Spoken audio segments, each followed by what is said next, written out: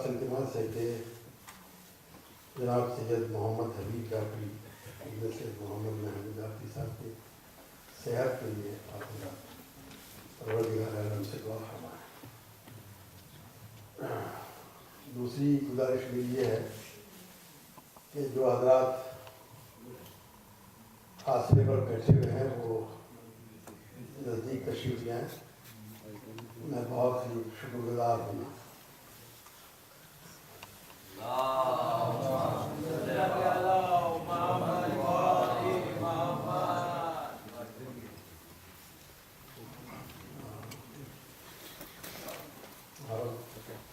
کوئی اگر اخلاقی شرعی یا قانونی مجبوری نہیں ہے تو ضرور تشریف لائیں۔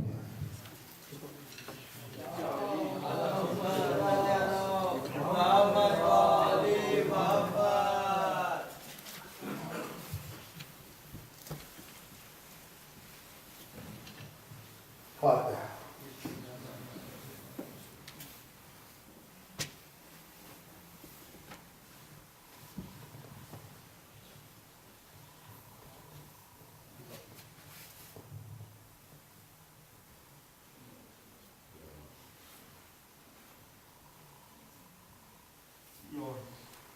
أعوذ بالله السميع العليم من الشيطان اللعين اللئيم الرجيم بسم الله الرحمن الرحيم الحمد لله رب العالمين والعاقبة للمتقين والجنة للموحدين والنار للعاصين والصلاة والسلام والتحية والإكرام على نبي الحرمين إمام القبلتين وسيلتنا في الدارين محبوب رب المشرقين ورب المغربين مولانا ومولا الثقلين جد الحسن والحسين أبي القاسم محمد اللهم صل على محمد وآل محمد وأهل بيته الطيبين الطاهرين المعصومين المظلومين أما بعد فقد قال الله سبحانه تبارك وتعالى في كتابه المبين وهو أصدق القائلين بسم الله الرحمن الرحيم ثم أورثنا الكتاب الذين اصطفينا من عبادنا ومنهم ظالم لنفسه ومنهم مقتصد ومنهم سابق بالخيرات بإذن الله ذلك هو الفضل الكبير صلوات محمد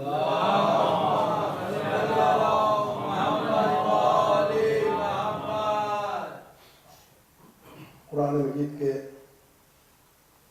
35ویں سورے کی 32ویں آیت ہے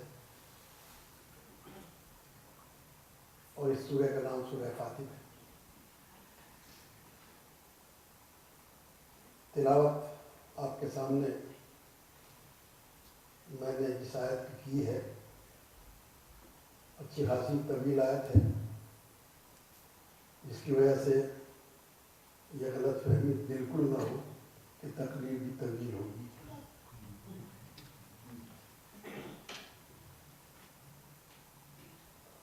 یہ قرآن مجید کی وہ عظیم آیت ہے کہ جس کے بارے میں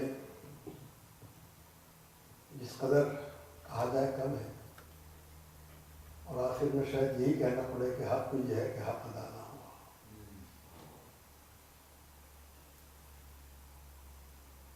ہر زبان کے الفاظ الگ ہوتے ہیں، مگر اصول تقریباً سب کے یہاں یکساں ہی ہوتے ہیں۔ لفظیں بدل جاتی ہیں، حقیقت تبدیل نہیں ہوتی۔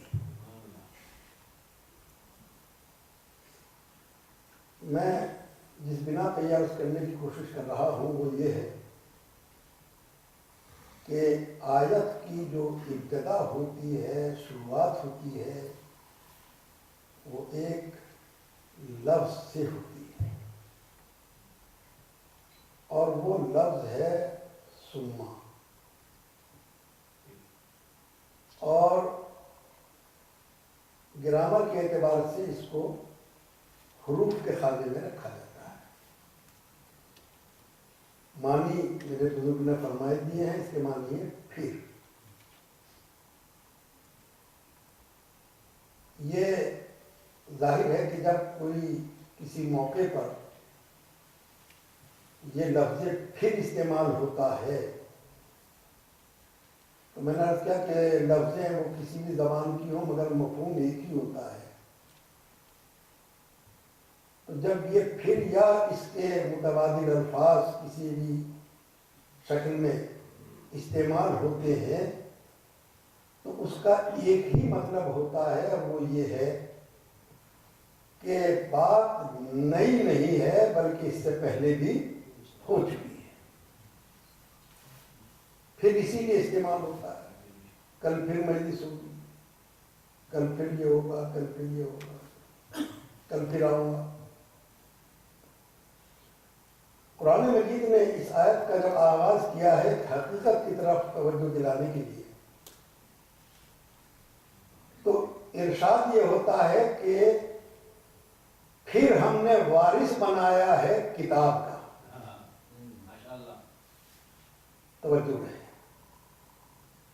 پھر ہم نے وارث بنایا ہے کتاب کا۔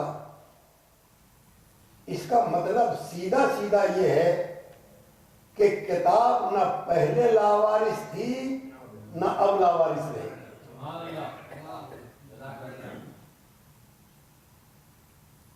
پھر ہم نے وارث بنایا ہے کتاب کا۔ اور میرے عزیزو، یہ قرآن مجید ایک عجب کتاب ہے، عجب اس کا انداز ہے، عجب اس کا پہلو ہے۔ اور دنیا کی وہ پہلو یہ ہے کہ دنیا کی کتابیں جن کا شمار بھی شاید کرنا ممکن نہ ہو، مگر سب کا انداز ایک ہی ہوتا ہے، اور وہ یہ ہے کہ کتاب لکھی پہلے جاتی ہے، پڑھی بعد میں جاتی ہے۔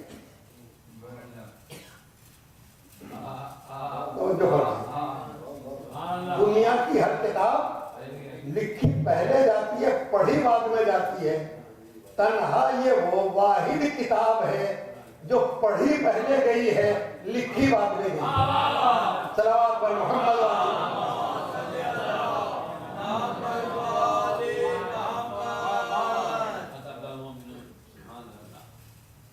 یہ وہ کتاب ہے، اور عجیب کتاب ہے۔ میں عرض کرتا چلوں، ابھی تھوڑی سی دیر میں مجھے اس منزل پہ آنا ہے کہ دو لفظ استعمال ہوتی ہیں،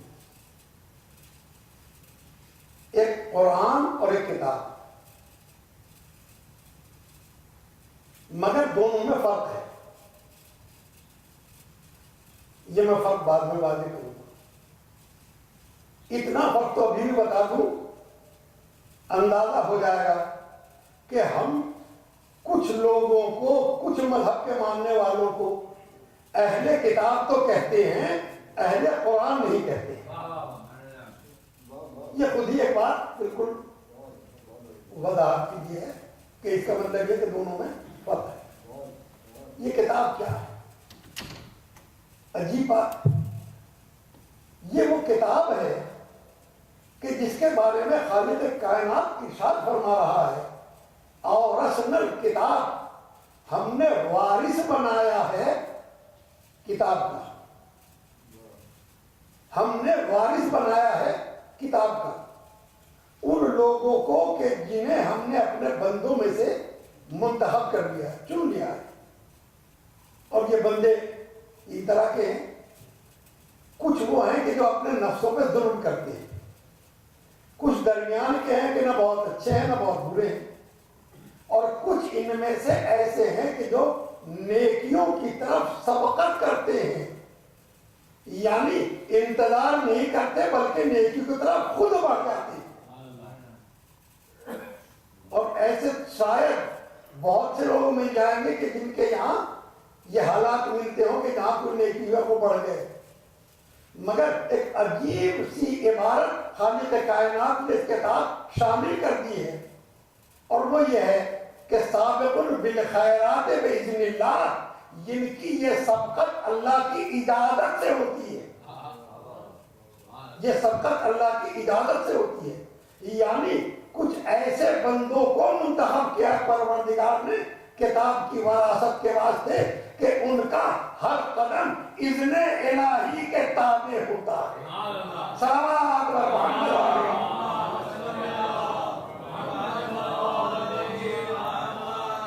اور اس کے لیے کہا کہ اس کو آسان نہ سمجھنا، ذالک هو الفضل الکبیر، یہ بہت بڑا فضل ہے، یہ بہت بڑا فضل ہے. بس آگے مطلب میں پڑھنا چاہ رہا ہوں کہ وراثت بہت جلدی جلدی گزروں گا. وراثت دو طرح کی ہوتی ہے، ایک عمومی وراثت ہوتی ہے، خصوصی وراثت ہوتی ہے.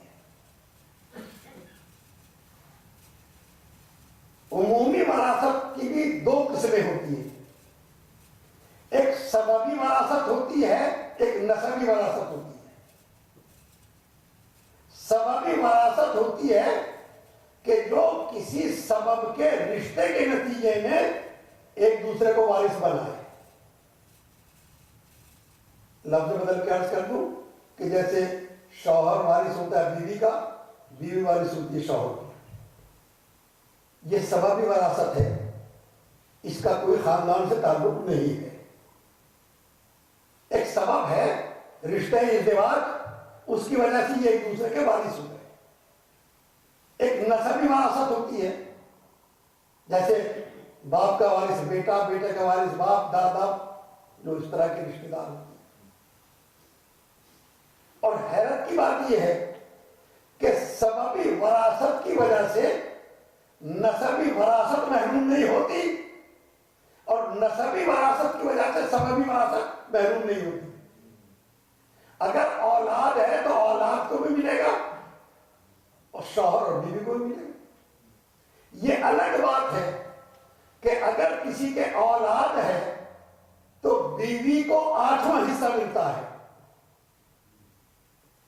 اگر کسی کے اولاد ہے تو بیوی کو 8واں حصہ ملتا ہے، اور اگر کسی کے ایک زوجہ سے زیادہ زوجہ ہو تو وہ 8ویں ہی حصے میں شریک ہوتی ہے. توجہ کر، 8ویں حصے میں شریک ہوتی ہیں. اور اگر کسی نے 9 بیویاں چھوڑی ہوں، توجہ کر، کسی نے 9 بیویاں چھوڑی ہو تو اسی 8ویں حصے کا 9واں حصہ ملے گا، یعنی 72واں حصہ. توجہ کر، یعنی 72واں حصہ. یہ شرعی مسئلہ ہے اور ظاہر ہے کہ سب کے سامنے مسائل ہے. 72واں حصہ ملے گا، اور اسی 72ویں حصے کی مالک ہوگی ایک زوجہ. یہ کسی بھی فقہ میں، کسی بھی دینیات میں یہ کہیں نہیں لکھا ہے کہ بیٹی تو محروم رہ جائے. توجہ کرو، یہ کہیں بھی نہیں ہے بیٹی محروم رہ جائے، بیوی کل کی مالک بن کے بیٹھ جائے. صلوات و محمد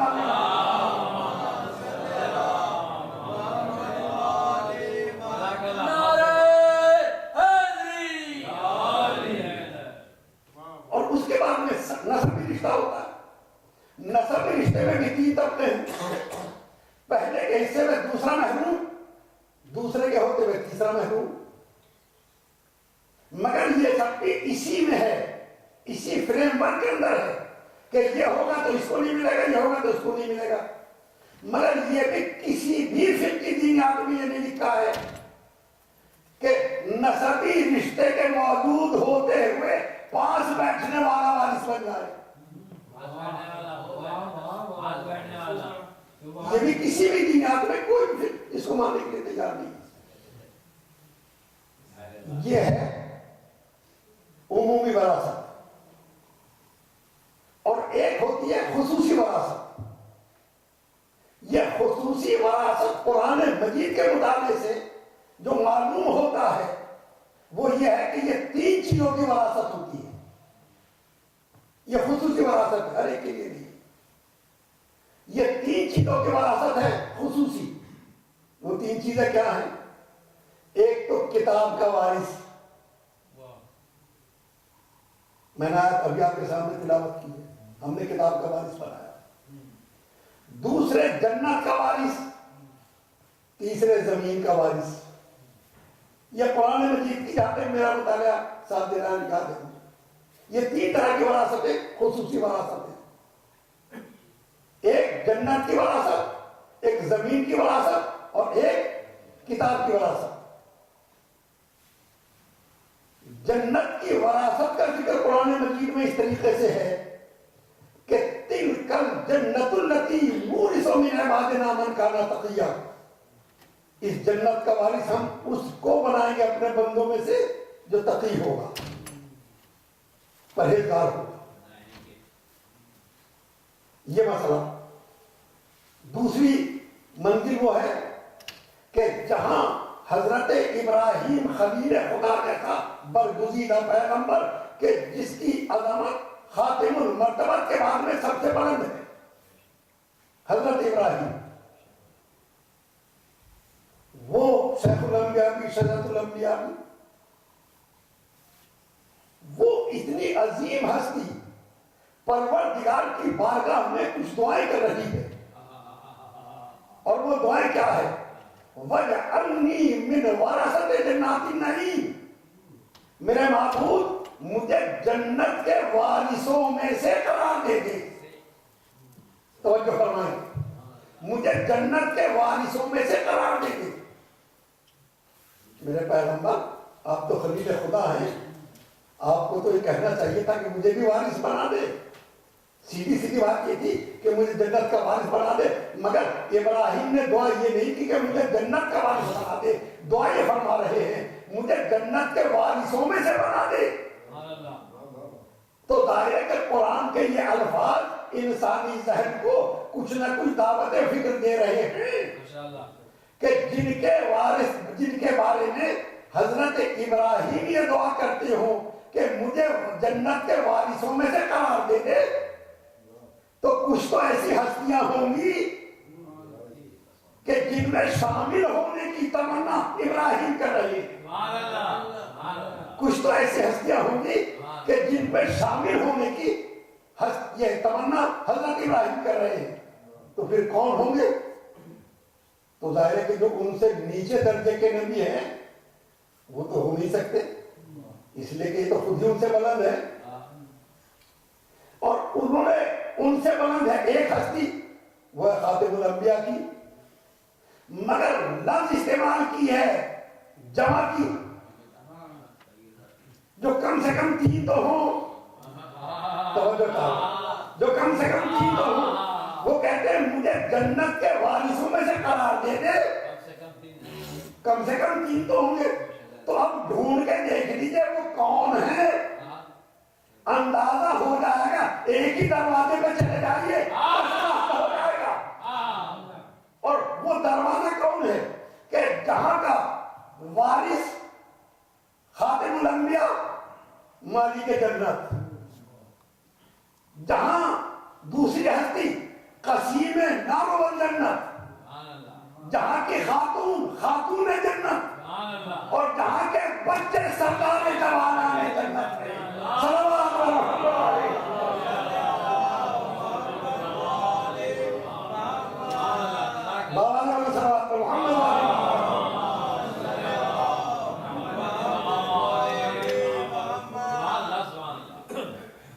ارشاد ہوتا ہے وجہ نہیں میرے وراثت جناتی نہیں مجھے جنت کے وارث میں قرار دے۔ یہ دوسری قسم کی خصوصی وراثت ہے۔ اور تیسری وراثت زمین کی وراثت ہے۔ ان الارض یرثها من عبادی الصالحون، یہ زمین وہ ہے کہ جس کے وارث میرے صالح بندے ہوں۔ اب ظاہر ہے کہ دنیا کی حکومت تو ہو نہیں سکتی، کیونکہ اس میں صالح کی قید لگا دی ہے۔ یہ صالح کی قید لگا دی ہے معبود۔ اب ظاہر ہے کہ جو بھی کسی بھی زمین کے ٹکڑے پر قبضہ کیے بیٹھا ہے وہ کم سے کم مراد منشاء الہی نہیں ہو سکتا۔ تو اس نے کہا صالح ہوں، تو کچھ تھوڑی سی اس کی وضاحت اور ہو جائے۔ آخر وہ کون ہے کہ جنہیں تو وارث بنانا چاہ رہا ہے؟ ارشاد ہوتا ہے وَنُرِيدُ أَن نَّمُنَّ عَلَى الَّذِينَ اسْتُضْعِفُوا فِي الْأَرْضِ، ہم ارادہ کر رہے ہیں، کرتے ہیں کہ وہ ہم احسان کریں ان لوگوں پر کہ جنہیں زمین میں کمزور بنا دیا گیا ہے، جنہیں زمین میں کمزور بنا دیا گیا ہے۔ لفظوں کی نزاکت پہ میرا محترم نے غور فرمائے، جنہیں زمین میں کمزور بنا دیا گیا ہے، کمزور تھے نہیں، بنا دیا گیا ہے، حق ان کا تھا، دوسرے لوگ لے کے چھین کے بیٹھ گئے ہیں، مگر کمزور ان کو کر دیا گیا ہے۔ ارادہ ہمارا یہ ہے الذین استضعفوا فی الارض، کہ جنہیں زمین میں کمزور بنا دیا گیا ہے۔ اور بس اگلا فقرہ آپ کی داماد کی نظر ارشاد ہوتا ہے کہ وَنَجْعَلُهُمْ أَئِمَّةً وَنَجْعَلُهُمُ الْوَارِثِينَ، ہم انہی کو امام بنا رہے ہیں، انہی کو وارث بنا رہے ہیں۔ صلوات و محمد،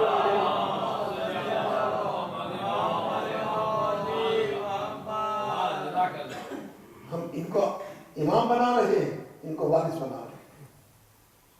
اب ذرا اذان محترم اس منظر کی طرف آ جائیے جہاں ارشاد ہوتا ہے پھر ہم نے وارث بنایا ہے کتاب کا،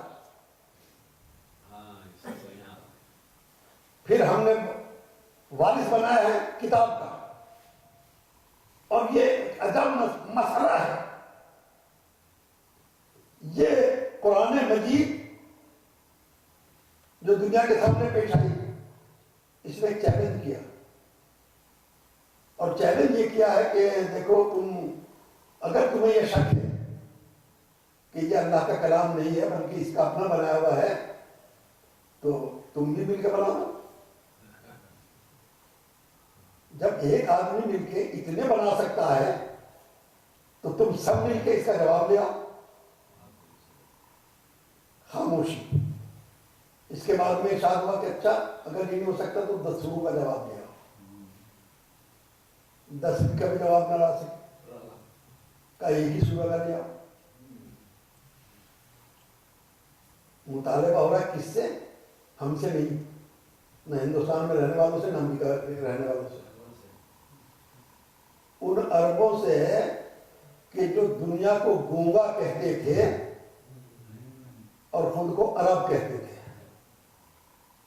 عجم کے معنی گونگے کے، وہ تمام دنیا کو گونگا کہتے تھے، کیونکہ کہتے تھے کہ زبان تو بس ہمارے پاس ہے اور کسی کے پاس زبان ہی نہیں ہے۔ ابھی زبان درازی کائنات، زبان تو ہمارے پاس ہے۔ اب اس نے مطالبہ ہو رہا ہے، کن سے مطالبہ ہو رہا ہے کہ جہاں سال بھر تلک لوگ قصیدے کہا کرتے تھے اور جب ایک میلہ لگتا تھا اس میلے میں اپنا اپنا کلام سنایا کرتے تھے، اور اس کے بعد میں جو سب سے بہترین کلام ہوتا تھا اسے سونے کے پانی سے لکھوا کے خانہ کعبہ کی دیوار پر لٹکا دیتے تھے۔ 7 قصیدے لٹکائے جا چکے تھے جب یہ کیفیت سامنے آئی ہے۔ ان سے جن سے کہا گیا جو کہتے تھے کہ ان سے بڑھ کے کوئی کلام نہیں ہے، ان سے کہا کہ اس کا جواب لے آؤ۔ بس یہ کہنا پڑا کہ مہذا کلام البشر، یہ بشر کا کلام نہیں ہے. لیکن سوال اس بات کا ہے، غور کرنے کی بات یہ ہے کہ آخر کیا وجہ تھی جو وہ جواب نہیں لا سکے. الفاظ کہیں باہر سے آئے تھے، حروف کہیں باہر سے آئے تھے، وہی 26 حروف، انہیں سے بننے والے الفاظ. اور حیرت کی بات یہ ہے کہ ان میں سے آج تک کسی نے یہ نہیں کہا کہ یہ تو کچھ پدری کی زبان کی گفتگو ہے. حیرت کی بات یہ آخر کیا وجہ تھی، کون سے ایسے الفاظ تھے. 114 سوروں کے اندر کوئی ایسا لفظ تھا کہ جو ان کی سمجھ میں نہ آتا ہو یا وہ بولتے نہ ہو. میں توجہ چاہوں گا، کوئی ایسا لفظ تھا کہ جو ان کی سمجھ میں نہ ہو، ان کی ڈکشنری میں نہ ہو، ان کی سمجھ میں نہ آ رہا ہو. سب کے سب الفاظ وہی ہیں جو وہ بولتے تھے، استعمال کرتے تھے، چلن تھا، رواج تھا، وہی بول رہے تھے. اور ان سے یہ خطاب ہو رہا ہے کہ تم اس کا جواب لے آؤ. تو الفاظ تو انہی کی زبان کے تھے. پیغمبر اسلام کوئی نئی زبان لے کر نہیں آئے تھے، اسی زبان میں قرآن نازل ہوا جو زبان بولی جا رہی تھی. مگر مطالبہ ان سے یہ ہے کہ تم اس کا جواب لے آؤ. الفاظ تمہارے، زبان تمہاری، ماحول تمہارا، اور کہتے ہیں قرآن کا جواب لے آؤ. جب یہ چیلنج پیش کیا گیا تو انہوں نے ایک شخص کو، ولید بن عقبہ کو کہا کہ بھائی ذرا اس معاملے کو تو دیکھ. بڑا ہی صاحب زمان انسان تھا. اس کو بھیجا، جانے کے بعد میں اس نے جو کچھ سنا، سننے کے بعد کہا کہ بھائی میری تو کچھ سمجھ میں نہیں آتا، میں کیا بتاؤں، یہ تو بشر کا کلام نہیں ہے. آخر پھر کچھ تو کر، ورنہ ہمارا اس کا مقابلہ ہم کیسے کر پائیں گے، اس کے اثرات تو بڑھتے چلے جائیں گے. تو اس نے ایک بات کہی، اور وہ بھی قرآن مجید نے تحریر فرما دی. بات یہ کہی اس نے کہ وَقَالَ الَّذِينَ كَفَرُوا لَا تَسْمَعُوا لِهَٰذَا الْقُرْآنِ وَالْغَوْا فِيهِ لَعَلَّكُمْ تَغْلِبُونَ. کہ بھائی ایک ہی علاج ہے، بس ایک ہی علاج ہے اس کا. کا علاج کیا ہے؟ کا علاج یہ ہے کہ اس قرآن کو تم سنو ہی نہیں، تم اس کو سنو ہی نہیں. وَالْغَوْا فِيهِ، شور شرابہ مچا دو. لعلکم تغلبون، ہو سکتا ہے کہ تمہیں غلبہ حاصل ہو جائے. یہ مشورہ دیا اس نے، اور یہ سنا انہوں نے، عمل بھی کیا. مگر ایک حقیقت تو سامنے آ گئی کہ جب کسی چیز کا جواب دینا ممکن نہیں ہوتا تو پھر شور ہی مچتا ہے، پھر شور ہی مچتا ہے. اللہ اکبر. اور یہ در حقیقت یہ شور مچانا نہیں ہے، اپنی شکست کا اعتراف کرنا ہوتا ہے. صلوات پر محمد علیہ.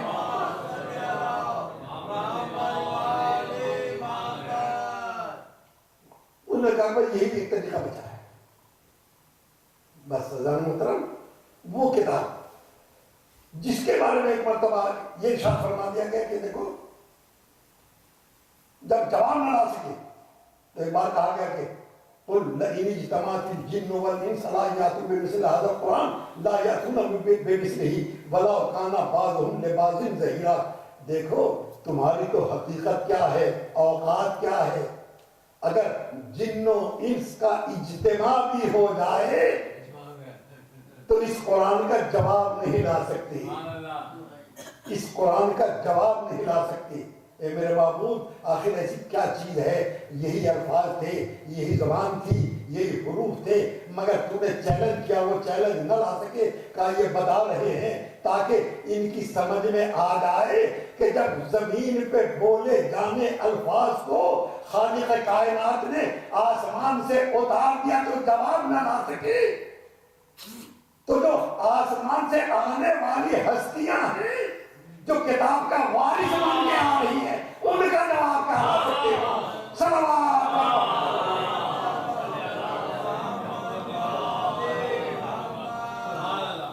ان کا کیا جواب لا سکتے؟ ہم نے وارث بنایا ہے کتاب کا. اللہ کتاب کیا ہے؟ ایک بہت ہی سامنے کی آیت سی ہے. سماعت فرمائے لا رب ولا یابس الا فی کتاب مبین.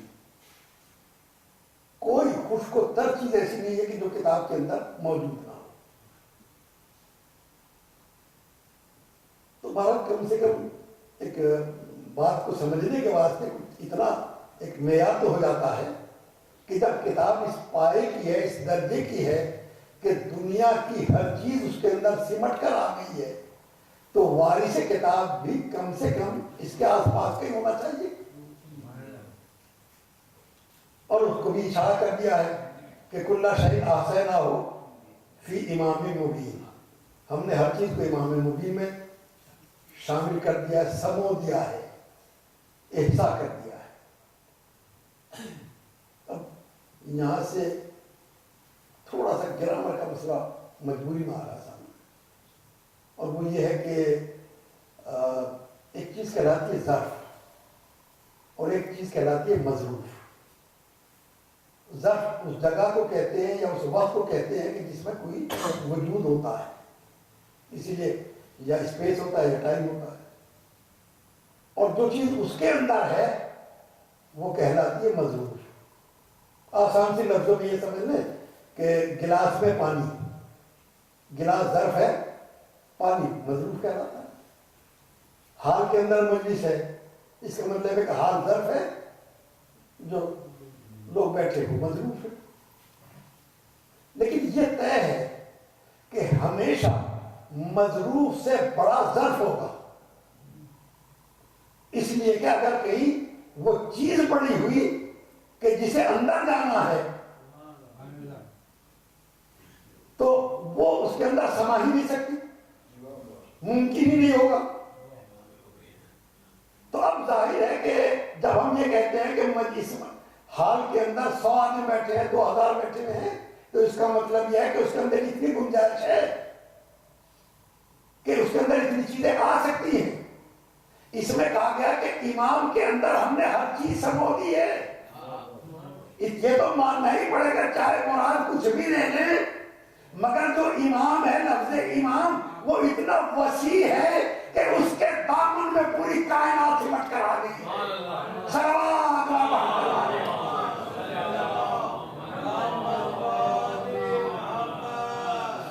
پوری کائنات سمٹ کر اس کے اندر آ گئی. اور یہ بھی طے ہے کہ یہ تو ممکن ہے کہ ظرف ہو مظروف نہ ہو، یعنی گلاس ہو پانی نہ ہو.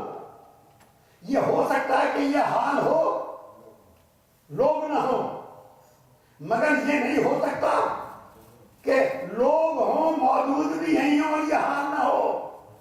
توجہ چاہتا ہوں میرے سے، یہ نہیں ہو سکتا. اس لیے کہ مظروف بغیر ظرف کے پایا ہی نہیں جا سکتا. جب نہیں پایا جا سکتا تو اب تو اندازہ ہو گیا کہ کائنات ہے مظروف، امام ہے ظرف. تو جب تک کائنات موجود ہے امام موجود ہے. یہ تو ہو سکتا ہے کہ کائنات نہ ہو اور امام ہو، مگر یہ نہیں ہو سکتا کہ امام نہ ہو اور کائنات پائی جائے.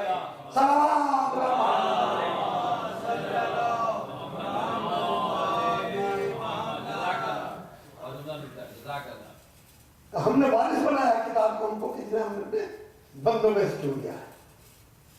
اور یہ کتاب کیا ہے، میں نے جو عرض کیا تھا کہ کتاب اور ہے، قرآن اور ہے. اور میں نے پہلے عرض کیا تھا کہ آپ کچھ لوگوں کو اہل کتاب تو کہہ سکتے ہیں یا قرآن نہیں کہہ سکتے. تو جب کتاب ہے تو وہ کیا ہے؟ اس میں ارشاد ہوتا ہے لقد ارسلنا رسلنا بالبینات وانزلنا معهم الکتاب والمیزان.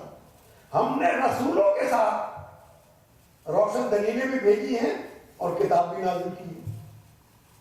اس کا مطلب یہ ہے کہ کتاب کا مفہوم کچھ پہلے ہی سے ہے اور وہ مفہوم بالکل سامنے ہے. ارشاد ہوتا ہے یا یحییٰ خذ الکتاب بقوۃ، اے یحییٰ اس کتاب کو قوت سے پکڑ لو. جناب عیسیٰ کہوانے میں فرماتے ہیں انی عبداللہ آتانی الکتاب، میں اللہ کا بندہ ہوں، کتاب مجھے دی ہے. یہ نہیں کہا کہ کتاب دی جائے گی، یہ کہا لے کے آیا ہوں، کتاب لے کے آیا ہوں. پیدا ابھی ہوئے کتاب پہلے آ گئی.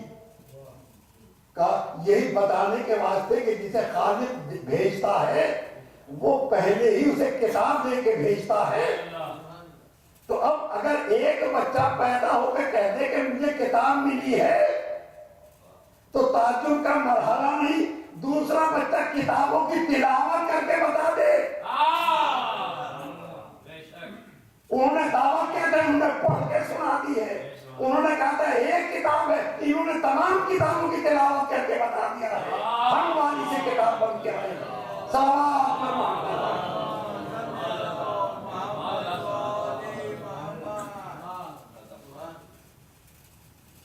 یہ کتاب. اور بس میں اب آپ کو لے کے چل رہا ہوں تھوڑی سی منزل کی طرف. میں نے عرض کیا تھا کہ قرآن اور ہے، کتاب اور ہے. سورہ واقعہ کی آیت سماعت فرمائیں، ارشاد ہوتا ہے انہو لقرآن کریم فی کتاب مکنون لا یمسہ الا. یہ قرآن کریم ہے جو چھپی ہوئی کتاب کے اندر ہے. یہ قرآن کریم ہے ایک چھپی ہوئی کتاب کے اندر ہے. اب تو اندازہ ہو گیا کہ قرآن اور ہے، کتاب اور ہے. اور وہ کتاب کیا ہے اب یہ ظاہر ہے کہ بڑا مسئلہ ہے، لیکن بات دونوں کی وہی ہے لا یمسہ الا المطہرون. یہ اس تک رسائی نہیں ہو سکتی. اب کس کے لیے ہے؟ اگر کتاب ہے تو بھی صحیح اور قرآن ہے تو بھی صحیح. اگر قرآن کی طرف اشارہ ہے تب بھی بات سامنے ہے، اور کتاب کی طرف اشارہ تب بھی بات واضح ہے. یہ ایسی ہے کہ جس کے بارے میں کہا کہ یہ قرآن کریم ہے، اس طرح نہیں رسائی ہو سکتی مگر اس کی کہ جو مطہر ہے. نہ طاہر کہا نہ مطہر کہا، مطہر ہے. اور یہ اعزاز گرامی یہ لفظ اس کے ہم معنی الفاظ اور اس کے ہم وزن الفاظ ہمارے زبان میں بار استعمال ہوتے ہیں. ایک لفظ ہے منور اسی وزن کے اوپر، ایک لفظ ہے مقدر اسی وزن کے اوپر، ایک لفظ ہے مہذب اسی وزن پر، ایک لفظ ہے مؤدب وہ بھی اسی لفظ کے اوپر. ان کے معنی کیا ہیں؟ مقدر اسے کہتے ہیں جس کی تقدیر کر دی گئی ہو، منور اس کو کہتے ہیں کہ جس کی تدبیر کر دی گئی ہو، مہذب اسے کہتے ہیں جس کی تہذیب کر دی گئی ہو، مؤدب اسے کہتے ہیں جس کی تعدیب کر دی گئی ہو. اب تو پتہ چلا کس کی طرف اشارہ ہے. کتاب تک رسائی ان کی ہوگی جنہیں مطہر ہیں، یعنی جن کی تطہیر ہو گئی ہو. توجہ چاہا ہو، جن کی تطہیر ہو گئی ہو. مجھے تو دنیا میں کوئی نہ ملا سوائے ایک اس گھر کے کہ جس کے بارے میں اعلان ہوا انما یرید اللہ لیذھب عنکم الرجس اہل البیت ویطہرکم تطہیرا.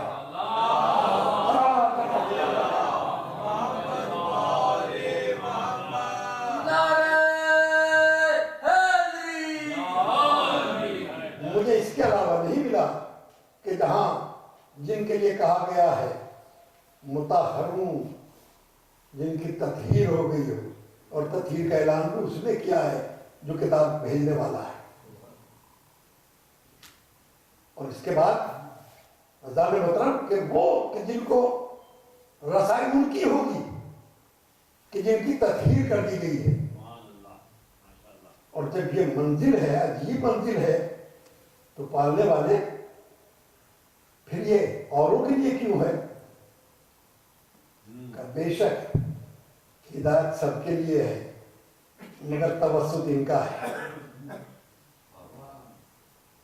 کیونکہ دوسرے موقع میں اس نے ارشاد فرما دیا ہے بل ہوا آیات بینات فی صدور الذین اوتوا العلم، یہ وہ کھلی ہوئی آیتیں ہیں کہ جو ان کے سینوں میں ہیں کہ جنہیں ہم نے علم دے کے بھیجا ہے۔ اوتوا العلم کو علم عطا کر دیا گیا ہے۔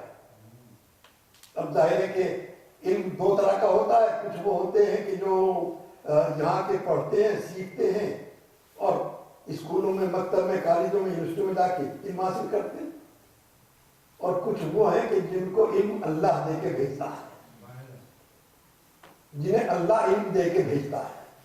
اور وہ دنیا میں ایسی مثالیں بھی ہیں کہ جنہیں اللہ علم دے کے بھیجتا ہے، پیدا ہوتے ہی ان کا مسئلہ معلوم ہو جاتا ہے کہ انہیں کسی نے سکھایا نہیں ہے۔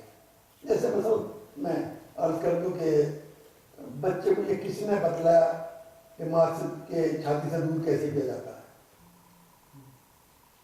شاید کوئی بھی یہ نہیں بتا سکے گا کہ ہاں میں نے فلاں اسکول میں گیا تھا پڑھنے اور تو مجھے بتایا تھا کہ ماں کی چھاتی سے دودھ ایسے پینا۔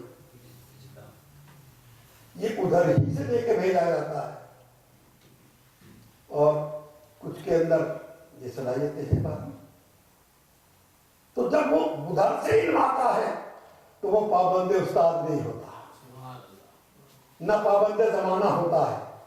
ادھر کا آیا ہوا علم بس وہ بھیجتا ہے اور اس کو علم عطا ہو جاتا ہے۔ اب ظاہر ہے کہ جب ایسا علم ہوتا ہے تو اس علم میں کہ جو یہاں سیکھا جاتا ہے اس میں آدمی کو توجہ کی ضرورت پڑتی ہے۔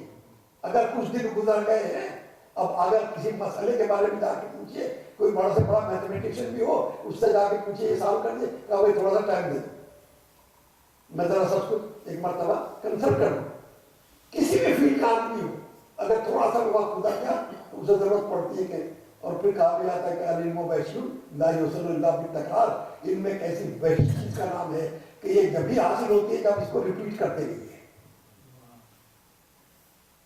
یہ ہے انسان کی خاصیت ہے، اس کی فطرت ہے، بھول جاتا ہے، مگر جو ادھر سے سیکھ آتا ہے اسے کبھی ضرورت نہیں آتی، اسے اس طرح کی کبھی ضرورت درپیش نہیں ہوتی۔ اور وہ سیدھی سیدھی یہی ہوتا ہے کہ اگر آپ اسی بھی مثال کے طور پہ اگر کسی پرندے کو وہ سو بھی رہا ہو اور آپ نے اس کو کچھ چھیڑ دیا ہے تو وہ اٹھتے ہی اڑنا شروع کر دے گا، وہ یہ سوچے گا بھی نہیں کہ مجھے اس میں کیا کرنا چاہیے، کیونکہ اس کو پہلے ہی سے ادھر کا دیا ہوا علم ہے، لہٰذا اس کو دہرانے کی ضرورت نہیں پیش آتی۔ یہی مسئلہ ایک مرتبہ امیر المومنین کے سامنے آ گیا،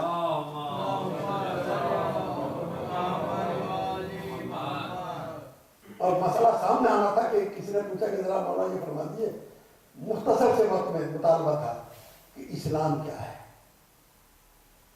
اور ظاہر ہے کہ اسلام کے بارے میں اتنی کتابیں اپنوں نے لکھی، غیروں نے لکھی، اس قسم نے لکھی، آج تک لکھتے چلے آ رہے ہیں، کب تک لکھتے چلے آئیں گے، مگر یہ نہیں دعویٰ کیا جا سکتا کہ بس اسلام سمجھ میں آ گیا۔ اگر بالکل فائنل اس کے بارے میں تحریر آ گئی ہوتی تو اب آگے لکھنے کی ضرورت ہی نہ ہوتی۔ اور وہاں یہ سوال ہو رہا ہے مختصر مدت میں بتائیے اسلام کیا ہے۔ آپ فرماتے ہیں کہ بس اسلام دو ہی چیزوں کا نام ہے، خالق کی اطاعت کا نام ہے، مخلوق سے محبت کا نام ہے۔ خالق کی اطاعت کا نام ہے، مخلوق سے محبت کا نام ہے۔ اور اس کو پورے قرآن کو چھان لیجئے، پوری کتاب کو پڑھ لیجئے، پوری تعلیمات کو پڑھ لیجئے، آپ کو یہی دو چیزیں نظر آئیں گی، یہی دو چیزیں نظر آئیں گی۔ نماز بھی پڑھنا چاہتا ہے آدمی تو اس سے پہلے مقدمات رکھ دیے ہیں، پہلے تو یہ کہ خبردار کسی کی جگہ چھینی ہوئی نہ ہو، لباس چھینا نہ ہو، دوسرے مسجد اللہ کی ہے، وہاں جا کے حق یہ نہیں ہے کہ اسے اٹھا کے خود بیٹھ جائیے، اس کے بعد میں عبادت کیجیے، ہمیں قبول ہے، ہمارے بندوں کا حق ادا کر دیجیے، ہمیں قبول ہے۔ اللہ یہ ہے اسلام، اور یہ وہ اسلام ہے کہ جو آج نہ جانے کی شکل میں دنیا کے سامنے پیش کیا جا رہا ہے۔ اقبال نے ایک بات تو کہی تھی کہ ستیزہ کار رہا ہے ازل سے قائم روز، چراغ مصطفیٰ بھی سے شرار بولا بھی، ایک تعریف پیش کی تھی۔ مگر اب وہ کیفیت ہے کہ جسے دوسرے حساس شاعر نے ان لفظوں میں ادا کیا ہے کہ کسے خبر تھی کہ لے کر چراغ مصطفیٰ بھی جہاں میں آگ لگاتی پھرے گی بولہا بھی، جہاں میں آگ لگاتی پھرے گی بولہا بھی۔ آج وہ منزل ہے میرا جسم، آج ابو لہب کے ہاتھوں میں مصطفیٰ کا چراغ آ گیا ہے، اور یہ کوشش تو بہت پہلے ہی سے ہو گئی تھی۔ بس ایک ہی احسان ہے اسلام کے اوپر، جس نے یہ پہچان دے دی ہے کہ شرار بولہبی کیا ہے اور چراغ مصطفیٰ بھی کیا ہے، اور اس پہچان کا نام کربلا ہے، اس پہچان کا نام کربلا ہے۔ ہاں عزیزان محترم، بس اس مہم کے واسطے جو امام نے تیاری کی تھی، اس کے علاوہ کوئی تیاری ہو بھی نہیں سکتی تھی، اس سے الگ، اس سے علیحدہ ہٹ کے کوئی لائن ہو بھی نہیں سکتی تھی یہ فرق پیدا کرنے کے لیے کہ شرار بولہبی کیا ہے، چراغ مصطفیٰ بھی کیا ہے۔ اس لیے کہ لوگوں کو معلوم ہو جائے، لے کر چلے ہیں ایک چھوٹا سا قافلہ جس میں کچھ بچے ہیں، کچھ خواتین ہیں، کچھ بوڑھے ہیں، کچھ جانثار شریک ہو گئے۔ ہاں زدار مظلوم کربلا میں پہنچے ہیں۔ پہنچنے کے بعد میں آپ حضرات کا سنے ہوئے معاملات ہیں، اس میں تو چند باتیں عرض کرنا چاہ رہا ہوں۔ ایک ہستی ان میں ایسی ہے، پوری تیاری کے ساتھ میں امام حسین آئے ہیں، مگر ایک ہستی ایسی ہے کہ جس کے بعد امام کی زبان سے عجب فقرہ ادا ہو گیا، اور وہ فقرہ ہے عباس الان ان کسرت ظہری وقلت حیلتی، عباس میری کمر ٹوٹ گئی، میرے راہ چارہ بند ہو گئی۔ عباس مرثیے بہت لکھے گئے ہیں، پڑھتے بھی رہتے ہیں، سنتے بھی رہتے ہیں، مگر آپ کے سامنے 3 مرثیے آپ کے سامنے پیش کرنا چاہتا ہوں، بہت ہی مختصر سے 3 مرثیے۔ ایک امام حسین نے فرمایا، ایک جناب زینب نے فرمایا، اور ایک مادر عباس جناب ام البنین نے فرمایا۔ بس ان 3 مرثیوں کو سن لیجیے، چاہنے والے ہیں۔ امام حسین نے فرمایا الان ان کسرت ظہری، عباس میری کمر ٹوٹ گئی، وقلت حیلتی میری راہ چارہ مسدود ہو گئی، میرے راستے بند ہو گئے عباس۔ یہ حسین کا مرثیہ ہے۔ زینب نے مرثیہ پڑھا ہے جب شام غریبہ آئی ہے اور بچی کو ڈھونڈتی ہوئی زینب میدان میں پہنچی ہے، اور میدان میں پہنچنے کے بعد دیکھتی کیا ہے کہ علی کا شیر ترائی میں سو رہا ہے۔ پہنچ کر کہا عباس الیوم نامت آیون بکلم تنم، اے میرے عباس آج وہ آنکھیں سوئیں گی جو تیرے خوف سے جاگا کرتی تھی، اور آج وہ آنکھیں جاگیں گی کہ جو تیرے سہارے سویا کرتی تھی عباس۔ اور ہاں میرے عزیزوں، تیسرا مرثیہ ماں نے کہا ہے، ایک غمزدہ ماں ہے، جب خبر ہوئی حسین شہید کر دیے گئے، اور آگے پڑھ کے ایک مرتبہ پوچھا کہ کیا عباس دیکھتا رہ گئے؟ ایک آدمی بھی جب تک عباس کے دم میں دم رہا حسین کی طرف کوئی نظر بھر کے نہ دیکھ سکا۔ کہا اچھا مجھے بتاؤ میرا نام شہید ہو گیا تھا؟ کہا ہاں ہاں بی بی شہید ہو گیا، شان قلم کرا دیے، بس اتنا سننا تھا۔ شانوں کا ذکر آیا کہ پہلے شان قلم ہوئے۔ ایک بار کربلا کا رخ کیا، اے میرے شیر، ارے جب کوئی بلندی سے گرتا ہے تو زمین پہ ہاتھ رکھ لیتا ہے۔ اے میرے عباس، ارے سے زمین پر آیا تھا تو کس طریقے سے زمین میں سبنا ہوگا، تیرے تو ہاتھ ہی نہیں تھے۔ آپ عزیز ہو، بس اس کے بعد میں ایک زحمت دے کے زحمت ختم کر رہا ہوں۔ یہ قافلہ جب پہنچا ہے دربار یزید میں داخلہ ہوا ہے، داخلہ ہونے کے بعد ایک بار یزید کہتا ہے شمر ارے تو کس کو اسیر کر کے لایا ہے؟ میں نے کہا تھا علی کی بیٹی کو قید کر کے لانا، فاطمہ زہرا کے بیٹیوں کو اسیر کر کے لانا، یہ تو کن کو اسیر کر کے لایا ہے یہ سننا تھا۔ ایک مرتبہ کہتا ہے یزید ارے یہ فاطمہ کی بیٹیاں ہیں، یہ زینب ہے، یہ ام کلثوم ہے۔ زینب کا نام سنا، کہا میں زینب سے کچھ گفتگو کرنا چاہتا ہوں۔ یہ سن کر جیسے ہی پتا چلا شمر نے خواتین کو ہٹانا چاہا، لیکن ایک کنیز سامنے کھڑی ہو گئی، کہا میں زینب کے سامنے سے نہیں ہٹوں گی۔ یہ سن کر شمر نے تازیانہ بلند کیا، اس نے دیکھا یزید کے پیچھے اس کے قبیلے کے لوگ تلوار لیے کھڑے ہیں۔ ایک مرتبہ غیرت کو للکار کر کہا میرے قبیلے والوں ارے تمہاری غیرت کو کیا ہو گیا ہے؟ ایک غیر شخص تو تمہارے قبیلے کی عورت پہ تازیانہ اٹھا رہا ہے، تم کھڑے دیکھ رہے ہو۔ یہ سننا تھا، سامنے آ گئی یزید ارے ہم سے برداشت نہ ہو سکے گا ہمارے قبیلے کی عورت پہ کوئی تازیانہ اٹھائے، یہ سننا تھا۔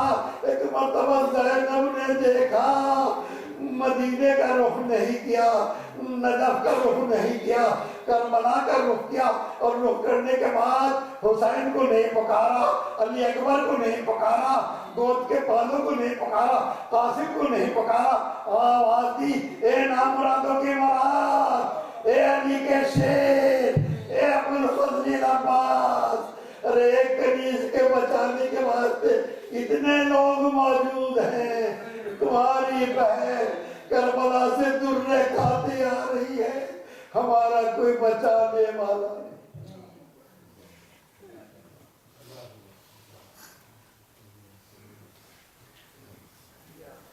اللہم اغفر للمؤمنین والمؤمنات والمسلمین والمسلمات الاحیاء منهم والاموات تابع بیننا وبینہم بالخیرات انک مجیب الدعوات انک علی کل شیء قدیر۔ پروردگار اس ذکر کو قبول فرما، اس میں جو کوئی خطا غلطی ہو گئی اسے معاف فرما۔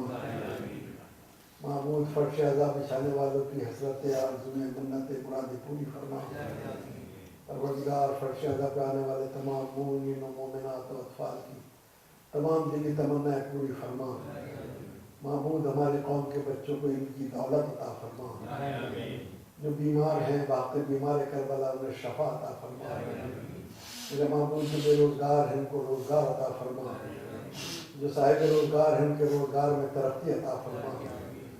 مومنین و مومنات جہاں جہاں پر ہیں ان کے جان مال عزت و آبرو کی حفاظت فرما۔ مومنین و مومنات کو ہر طرح کی پریشانیوں سے محفوظ فرما، ان کی زندگی اور ناموس کا تحفظ فرما۔ پروردگار عالم جو تیری بارگاہ میں پہنچ چکے ہیں ان کی مغفرت فرما، ان کو جوار آل محمد میں جگہ عطا فرما، ان کے سیئات سے صرف نظر فرما، ان کے حسنات میں اضافہ فرما۔ ربنا تقبل منا انک انت السمیع العلیم، وآخر دعوانا الحمد